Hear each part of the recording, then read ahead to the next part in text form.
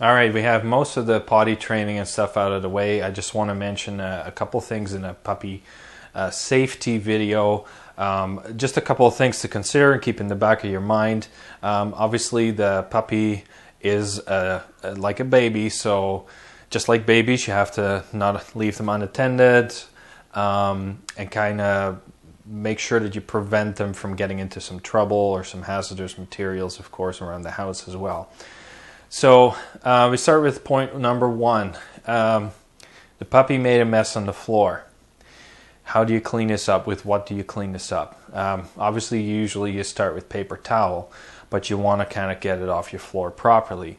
So ideally, you don't want to use chemicals. There are times where you have to, and you just can't help it because of where they went into the floor, of course. So if it's a fairly smooth floor, so no carpets, it's very easy to clean. You can, if you have to, you can bleach it a little bit. But ideally, you want to keep it safe for the puppy. So what you want to do is use 1 part water and 1 part vinegar, so about 50-50%, and then mix that together and just put a little bit on the floor, either in a spray bottle or something. You probably end up having a little spray bottle for the first week or so to get some of the mess out of the way, and then just wipe it down with a paper towel. You can use bleach on certain floors, of course. Obviously, you can't really use it on carpets or any other of that kind of material. Bleach can kill a lot of things, but it doesn't kill all the parasites. If a puppy were to have a parasite, one of the parasites that come to mind, for example, is coccidia or coccidiosis. This bleach doesn't kill this, so it doesn't do anything when you clean the floor. So if your puppy had an accident on the carpet, or it had a parasite and you want to get rid of it out of your house, you probably want to use a steam cleaner. That's probably the only real solution. There is certain solutions that I know of, but they're a bit harder for the everyday person to get a hold of. Plus, they tend to be very expensive. So your probably best bet would be either rent or borrow a steam cleaner if you don't have one yourself, and you want one that can get pretty hot. So you want to kill any bacterias or anything like that, or parasites. Then there is, of course, the next point is a totally different thought here. When you do train your puppy in an apartment or a condo and you use the balcony, obviously make sure there's no gaps in the balcony. There's lots of different designs out there, so I don't know what situation you might be in. So if you have a balcony with gaps, please don't use it. Unless you use like a chicken wire or something to really block it off. You really want to be safe. You don't want to find an empty balcony, of course. So that's a bit of a common sense, of course, but I just sometimes have to place thoughts in people's minds. And anyway, so when it's a balcony, obviously don't leave your dog unattended. Make sure that you're always there, or at least at the window, maybe just looking out, that they don't have any situations like that. The same idea is with if you have a backyard with a fence with potential openings, of course. Make sure you don't leave your puppy there unattended. The other thing is you want to keep an eye on is items around the house.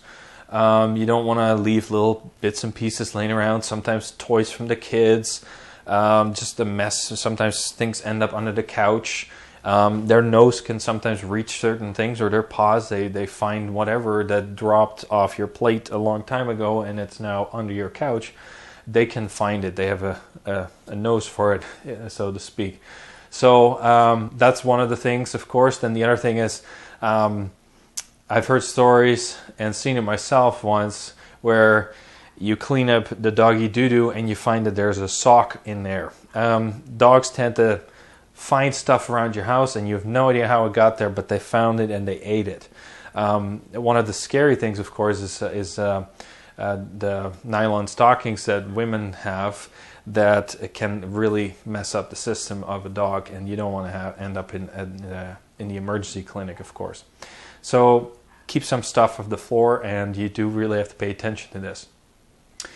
The other thing is, of course, plants. If you have plants around the house or the backyard, in our video course you will find a list of toxic plants or plants to be aware of or careful with. There's also a list of potential foods that we eat or a dog shouldn't eat. For example, chocolate is one of those things you don't want to give to your dog because it's toxic to them. And of course, raisins and grapes, onions are not that great for them. So you want to stay away from those things. And then again, of course, check the list for the other items as well. So you want to stay away from those items.